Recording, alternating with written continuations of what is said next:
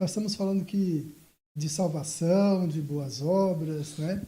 E afinal nós somos salvos exatamente, vamos assim, de uma maneira direta. Salvo de quê? Talvez a pergunta que caiba para muitos irmãos por aí, afinal é salvo de quê? Quando nós chegamos na igreja, me lembro quando eu cheguei na igreja, então, vamos aceitar Jesus, tal, porque a gente precisa ser salvo. Aí vem aquela pergunta, salvo do quê? Na realidade, pastor, a salvação, ela é plena e ela abrange muitos aspectos da nossa vida. Em primeiro lugar, a salvação tem como objetivo nos livrar da condenação e da morte eterna. Porque a condenação e a morte eterna foi uma herança que nós recebemos do primeiro homem, Adão, através de uma desobediência, todos os pecados. E destituído da glória de Deus estavam. E estão ainda, né? Se não entender que está nessa vida, continua destituído, você continua longe da glória. E a salvação vem nos salvar disso, da morte e da condenação eterna. Porém, a salvação também ela é um processo. Ela começa a nos salvar de diversas situações, de influências espirituais, de perseguições que a gente pensa que está passando e não tem.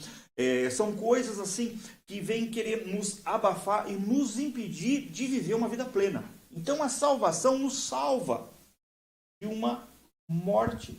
Porque não é que a gente é como zumbi, tá andando assim, mas nós não temos a vida viva de Cristo Jesus. E quando essa vida vem, algo muda. E eu gosto de salientar muito isso. Quando o Senhor Jesus Cristo, né, fala em João 8,32, conhecereis a verdade vos libertará. Mas eu também entendo isso particularmente. Conhecereis a verdade e a verdade vos salvará. Ou seja, vai salvar a gente da gente mesmo. Aproveitando aí o que você falou do zumbi, então vamos aqui figurar o negócio. Vamos dizer assim que antes de sermos salvos, nós estávamos num caminho. E esse caminho, para ficar mais fácil de todo mundo entender, vamos usar aqui céu e inferno. Sim. Esse caminho nos leva ou nos levava ao inferno. Não tem jeito. Não tem jeito. É aquilo ali. Sim. E aí, nós tapados, né, não feitos zumbis, como sempre, mas tapados, sem enxergar para os lados, sem ver nenhuma saída, caminhávamos rumo a esse inferno.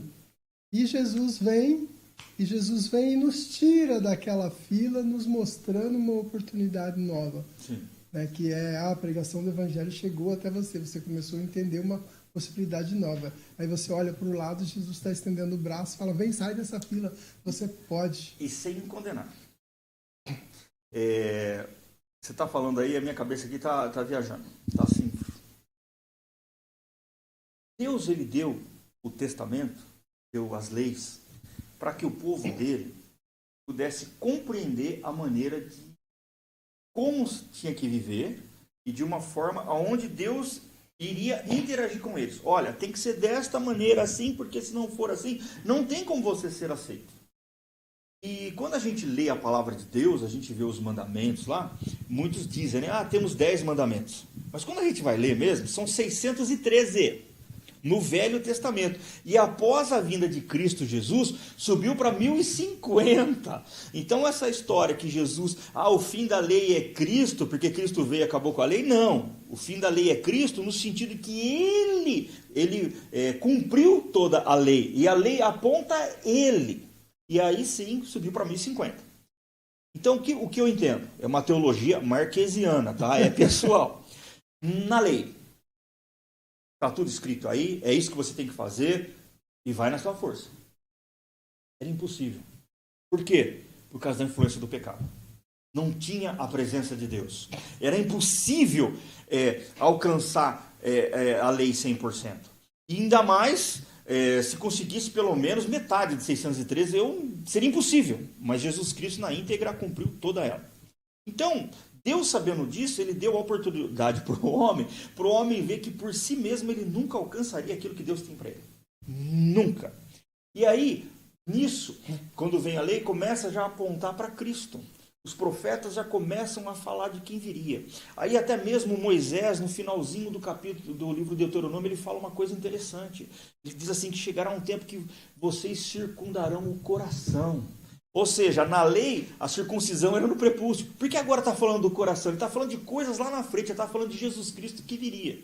Ou seja, aí vem Jesus, cumpre toda a lei, ele realmente se entrega, né, num sacrifício de expiação, ou seja, paga por nós, nos representa, porque a expiação nada mais é do que isso, né? É um representante, ou seja, eu estou devendo isso, eu tenho que pagar com a minha vida, só que não tenho condições, então eu ponho outro no meu lugar, ou seja, ele fez a expiação no meu lugar, morreu por mim. Ele leva a culpa. Ele leva a culpa, exatamente, levou a culpa. Tudo bem, ele morreu. Ressuscitou. Foi para o céu, depois nos enviou o Espírito Santo que em nós habita. Qual a diferença entre Velho Testamento e Novo Testamento, baseado na salvação agora com a graça e a misericórdia de Deus? No Velho Testamento, na lei, era a minha força. Eu tinha que fazer, eu tinha que tentar alcançar, mas era impossível. Até que Deus mostrou que era impossível mesmo, e aí ele envia Jesus Cristo, que para ele foi possível, ele venceu, ele pagou o preço, ele morreu, ele conseguiu o direito de ressuscitar, ressuscitou e enviou seu Santo Espírito. Agora o Espírito Santo está em nós. Agora nós conseguimos cumprir. Não pela nossa força. Pela força do Espírito Santo. Exatamente, pela força do Espírito. Nós temos uma responsabilidade compartilhada.